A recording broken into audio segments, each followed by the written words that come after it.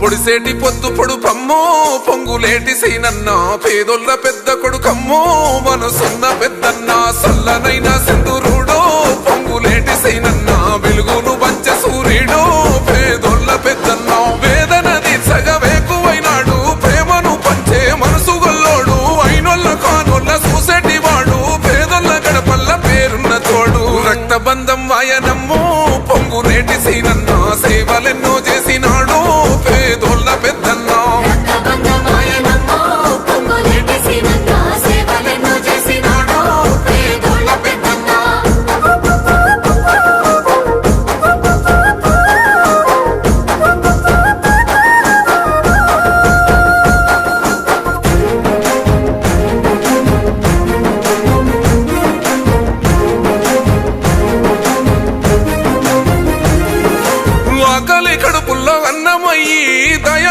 కరుణ గల్ల చెయ్యి ముసలి ముత్క బతుకులాసరయ్యి గోసల్ని దీర్ఘంగ ముందు నడిసి కమ్మో పల్లెల్ల సూర్యుడమ్మో కథన మందు నడిసే వీరుడమ్మో చీకట్లు బాపిన వెలుగుతానై ఎదిరించి పోరాడే ఉరుము మెరుపోయి సోనియమ్మ శయాలు కని రాహులన్నతోని కదులుతున్నా కాంగ్రెస్ జెండెత్తినాడో పొంగులేటి సీనన్న పోరాడే దండయ్యినాడో పొంగులేటి సీనన్న కాంగ్రెస్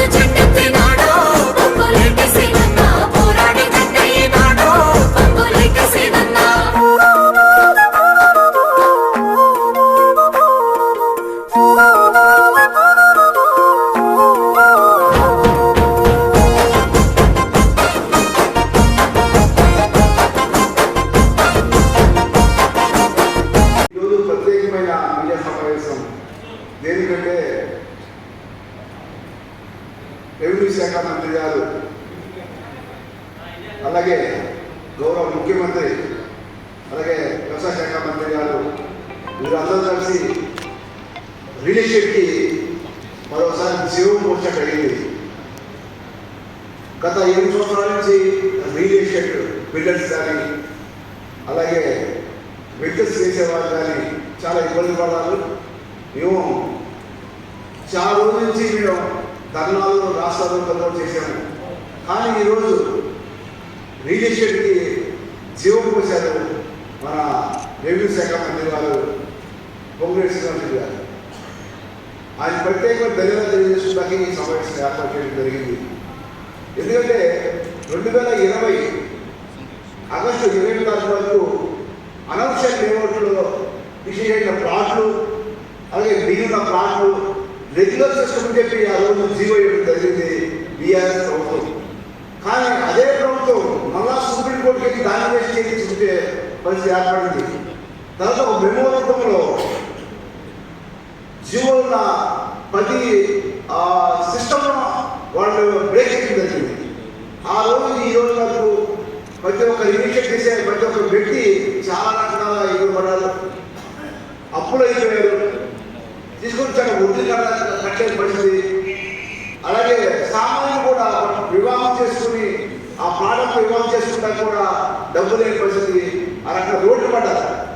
దిక్కులేని పరిస్థితుల్లో ఎంతో వేదంలో ఉన్న ఈ పరిస్థితుల్లో మన వ్యవసాయ రెవెన్యూ శాఖ మంత్రి వారు శ్రీ పొంగులేటి గారు ఈ 2-3 రోజుల్లో మాతో మాట్లాడి మీకు ఏ రకంగా మీకు అనుకూలంగా ఉండాలో ఆ రకంగా మేము నిర్ణయం తీసుకుంటాము, మీకు సంతోషంగా ఉందని చెప్పి ఒక ధైర్యం చెప్పి నిన్న రోజు ఒక ప్రెస్ రివ్యూ చేయడం జరిగింది. పాత లేఅవుట్లో ఏ ప్లాట్లు ఉన్నాయో మిగిలిన ప్లాట్లు ఉన్నాయో అన్ని మీరు రిజర్వ్ చేసుకోండి, అది కూడా 25% మీ డిస్కౌంట్తో మేము దాన్ని సమర్థిస్తామని చెప్పి ఒక గొప్ప మాకు వార్త చెప్పడం జరిగింది. అది చాలా సంతోషదాయకం. ఏదైతే ఇప్పటి వరకు రియల్ ఎస్టేట్ ఈ 8 ఏళ్ళలో ముందుకొని రియల్ ఎస్టేట్ని ఈరోజు జీవం పోశారు మన పొంగులేటి శ్రీనివాసరెడ్డి కాబట్టి ప్రత్యేక ధన్యవాదాలు తెలియజేసుకున్నాం. అంతమాత్రం కాదని ఈరోజు పాలాభిషేకం చేస్తే కూడా మేము అసోసియేషన్ తరఫున మేము సిద్ధపడ్డాము. ఎందుకంటే మీ అందరూ ఈ న్యూస్ని రాష్ట్ర వ్యాప్తంగా ప్రతి ఒక్క ప్రజలకి తెలియజేసి తెలియజేసుకుంటున్నాం. 28వ తారీఖున వచ్చిన జీవో ప్రకారం రాష్ట్ర వ్యాప్తంగా 20 లక్షల మంది అప్లికేషన్ స్టిల్ ఈరోజు కూడా ఇలా ఉన్నాయి.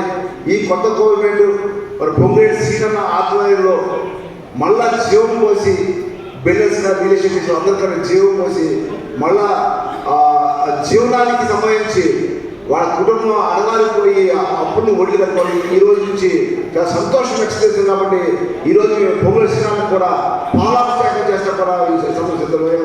మీరందరూ మీరే మాత్రం ఈ పాలాభిషేకాన్ని కవర్ చేస్తున్నారు. 2021లో 2020 ఆగస్టు 26 నుంచి రిజిస్ట్రేషన్ చేయొద్దని చెప్పేసి 2022లో ప్రకటించి మమ్మల్ని గత గవర్నమెంట్ నానా విధాలుగా హింసలు పెట్టారు. దాదాపు ప్రతిరోజు ఒక 10 రోజుల పాటు రోజు 2-3 వేల మంది ధర్నాలు చేసి ఖమ్మం పట్టణంలో చాలా బాధలు అనేది ఆ రోజు కూడా మీడియా ముందు మేము వ్యక్తపరిచాము. మా బాధ చూడలేక ఆ రోజు గవర్నమెంట్ రెవెన్యూ శాఖ మంత్రి అప్పుడు కేటీఆర్ గారు కూడా ఎప్పటికనే సరే 10% ఎల్ఆర్ఎస్ ఫీజులు కట్టుకున్నాం. వెంచర్ అయిన దాంట్లో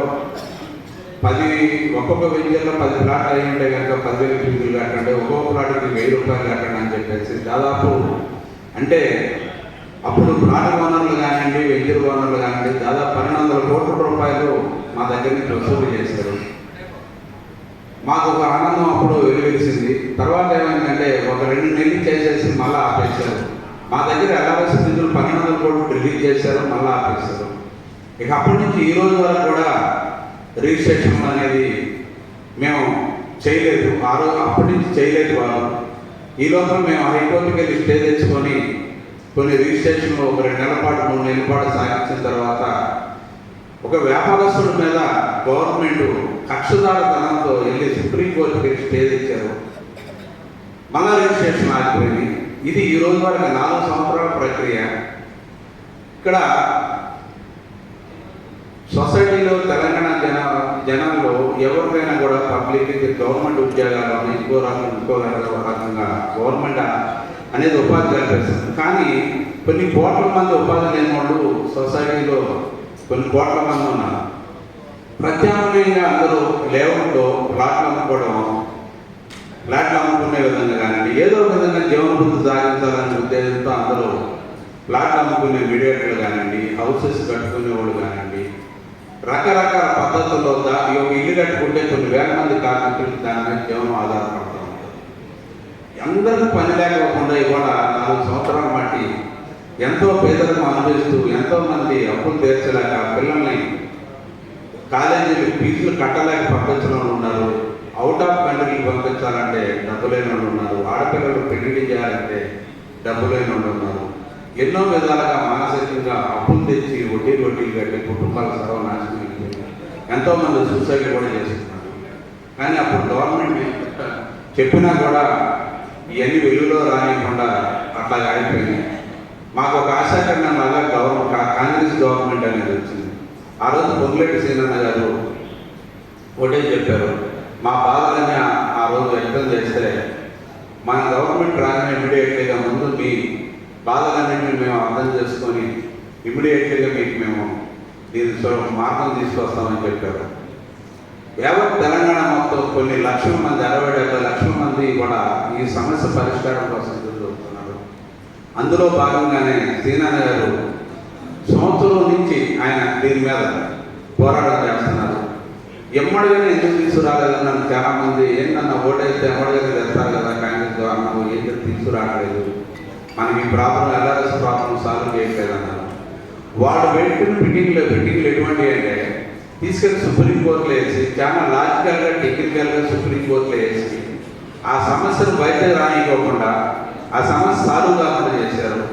దానివల్ల మన గౌరవనీయులు మినిస్టర్ గారు అయినటువంటి రెవెన్యూ శాఖ మంత్రి పొంగిరెడ్డి శ్రీనివాసరెడ్డి గారు మా కోసం ఎన్నో రకాలుగా క్యాబినెట్లో ఎన్నోసార్లు దీని గురించి లేవనెత్తి దీని సొల్యూషన్ దొరకబట్టి నిన్న కాక మొన్నే ఒక పాయింట్ దీని మీద ఇన్ని రోజుల బట్టి ఆగిన పరాటలన్నీ ఈ రోజు నుంచి 10% గత జీపీ లెవెల్లో 10% కనుక అయ్యి ఉంటే కనుక ఈ రోజు నుంచి చేస్తున్నాము అని చెప్పేసి ఒక గుడ్ న్యూస్ నిన్న రిలీజ్ చేయడం జరిగింది. ఈరోజు మేము మీటింగ్ పెట్టడానికి కూడా ఈ గత 4 సంవత్సరాల్లో ఎంతమంది ఎంత నరకం అనిపించారో అదంతా మాకు ప్రత్యక్షంగా ప్రతి ఒక్కరు తెలుసు. మీడియా ముఖం కూడా చాలాసార్లు. అందుకోసమే ఈరోజు ఆయన గారికి ఒక క్షీరాభిషేకం పాలాభిషేకం చేయాలనేది ఒకటి. ఆయన గారు మా కోసం మాట చెప్పడం లేదు, చేయడం లేదు. మా గురించి అసెంబ్లీలో క్యాబినెట్లో ఎన్నిసార్లు డిస్కస్ చేసి ఒక పొలిటికల్ ఇష్యూ తీసుకొచ్చి ఈరోజు పేపర్ ప్రకటన కూడా రిలీజ్ చేశారు. చిన్న చిన్న మార్పులు ఉన్నాయి, అవి కూడా నేను సరి చేస్తానని చెప్పేసి గౌరవనీయులు పొంగిరెడ్డి శ్రీనివాసరెడ్డి గారు విషయాలైనటువంటి వారికి ముఖ్యంగా మనకు గర్వం ఏంటంటే యావత్ తెలంగాణ రాష్ట్రం మొత్తం మీద కూడా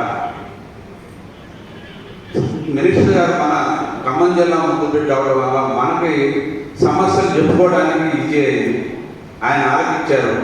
దీన్ని పదే క్యాబినెట్లో కూడా చర్చించి ఒక పరిష్కారం తీసుకొచ్చినందుకు హృదయపూర్వకమైన ధన్యవాదాలు మేము తెలుసుకుంటున్నాము. దీనివల్ల రియల్ ఎస్టేట్ కన్స్ట్రక్షన్ ఫీల్డ్ మొత్తం చచ్చిపోయింది అనుకుని జనాలందరూ మర్చిపోయారు. రియల్ ఎస్టేట్ కన్స్ట్రక్షన్ మర్చిపోయారు, దశకొచ్చింది. మళ్ళీ అందరికీ జీవితాల్లో మళ్ళీ ఆశ చిగురించింది. ప్రతి ఒక్కరి జీవితంలో కూడా మళ్ళీ ఇదో వ్యాపారం మనం చేసుకోవచ్చు, మళ్ళీ కుటుంబాలతో మనం ఆనందాలతో మనం మళ్ళీ మన కుటుంబాల్లో వెలుగు చూడవచ్చు అనే ఆశ నిన్నటి నుంచి చాలామంది ఫోన్ చేసి అదే సంతోషం వ్యక్తం చేస్తున్నారు. అందుకోసమే ఆయన గారికి ధన్యవాదాలు చెప్పడం కోసం ఈరోజు మేము ఈ మీటింగ్ పెట్టి మీడియా ముఖంగా తెలియపరచడం కోసం మేము ఈరోజు మిమ్మల్ని ఆహ్వానించాము. మీరు వచ్చినందుకు అందరికీ హృదయపూర్వకమైన ధన్యవాదాలు. తెలిసిందే గత 2 సంవత్సరాల నుంచి కూడా ఈ నిర్మాణం రియల్ ఎస్టేట్ రంగం పూర్తిగా కుంటుపడిపోయింది. అభివృద్ధి లేదు. ప్రభుత్వం నుంచి ఎటువంటి ప్రోత్సాహం లేక తెలంగాణ రాష్ట్రంలో ఈ వ్యవస్థ మరి రోజు రోజుకు పూర్తిగా చదువుపడిపోయి ఇవాళ ఈ రంగంలో మీద ఆధారపడ్డ వాళ్ళందరూ కూడా ఇతర మార్గాలలో బతకడానికి ప్రయత్నాలు మొదలుపెట్టారు. ఈరోజు ఈ ప్రభుత్వం వచ్చి నిన్న తీసుకొచ్చిన జీవో అంబశయం మీద ఈ రంగాలకి తులసినీళ్ళు పోసినట్టుగా అయింది. గత ప్రభుత్వం తీసుకున్న కొన్ని అశాస్త్రీయమైన నిర్ణయాల వల్ల ఈ రంగం పూర్తిగా నష్టాల్లో కూరుకుంది. మన అందరికీ తెలిసిందే. వ్యవసాయం తర్వాత అసంఘటిత రంగాల్లో ఎక్కువ ఉపాధి కల్పించే రంగాలు ఇవి. ఈ రంగాన్ని పూర్తిగా నిర్లక్ష్యంగా హ్యాండిల్ చేసి కక్షదాన చర్యలతో గత ప్రభుత్వం తీసుకున్న కొన్ని నిర్ణయాల వల్ల ఈ సంక్షోభంలో పడ్డది. ఈ పరిస్థితులు ఇప్పుడు ఈ జీవో తీసుకొచ్చిన ఈ ప్రభుత్వానికి మా అందరి తరఫున ముఖ్యంగా రెవెన్యూ మినిస్టర్ పొంగిరెడ్డి శ్రీనివాసరెడ్డి గారికి మేము ప్రత్యేక ధన్యవాదాలు తెలియజేస్తూ వారికి మేము ఈ రంగం తరఫున ప్రత్యేక ధన్యవాదాలు తెలియజేస్తున్నాం.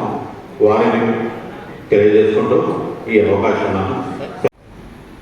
హైదరాబాద్ తర్వాత ద్వితీయ స్థానంలో రియల్ ఎస్టేట్ రంగంలో ఖమ్మమే అగ్రగామిగా ఉంది.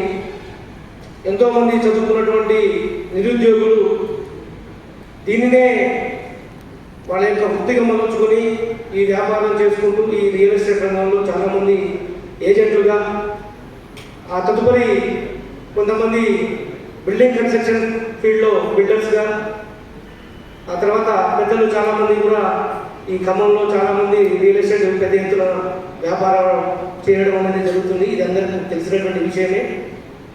గడిచిన 4 సంవత్సరాల నుంచి గ్రామ పంచాయతీ పరిధిలో ఉన్నటువంటి ఈ లేఅవుట్లు ఏవి కూడా ప్లాట్ల రిజిస్ట్రేషన్కి అనుమతి లేకపోవడంతో ఈ రియల్ ఎస్టేట్ పరిస్థితి రాష్ట్ర వ్యాప్తంగా కూడా చాలా దిగజారి ఎంతోమంది ఎన్నో రకాల ఇబ్బందులు పడినటువంటి సంఘటనలు కొల్లలుగా ఉన్నాయి.